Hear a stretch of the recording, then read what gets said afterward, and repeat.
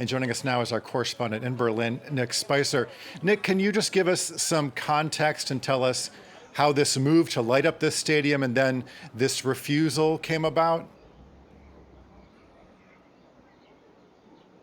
Well, let me just start with the refusal because I think it helps explain UEFA's thinking. It said in a statement that given the specific nature of the request and the political context, it had to say no to the request that was made by the mayor of Munich. It said, however, that UEFA was against discrimination of all kinds in that same statement. The mayor reacted by saying the decision was shameful, that the city had simply wanted to send a message of tolerance and freedom, and the Bavarian state premier, Markus Söder, who nearly became the candidate for chancellor recently, so a very big player in German politics, said he thought it would have been a good thing to show openness and support for freedom.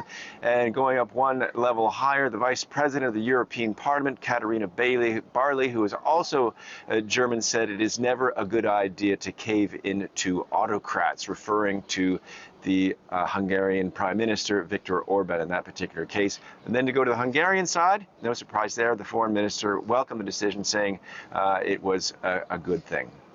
Well, so as you're saying here, Hungary is at the center of this controversy with this anti-LGBT legislation. How is that playing out with football fans?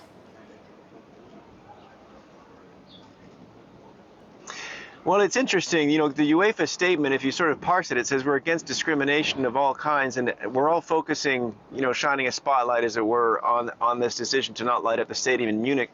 But there is something else that is being looked at by UEFA that is shining a spotlight on, and that's the behavior of Hungarian fans who are accused of chanting homophobic slogans against Cristiano Ronaldo, allegedly chanting homosexual, and making monkey noises when Kylian Mbappe, the French striker, took the field in a game in Budapest recently. So those are things that UEFA is looking at in its fight against discrimination.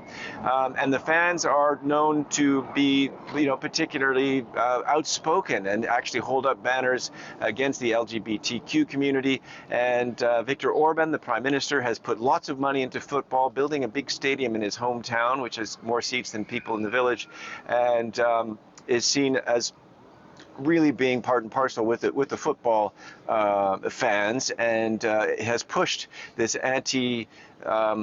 what activists call anti-LGBTQ agenda in his country. The most recent thing being last week, stopping children in Hungarian schools from having information about gender issues, about trans people and so on, about the possibility of gay marriage and so on, which is not legal in that country. So if the mayor of Munich decided to somehow shine a spotlight on what is going on in Hungary, he possibly succeeded better than he did in lighting up the stadium, because now everybody's talking about what's going on in Hungary now.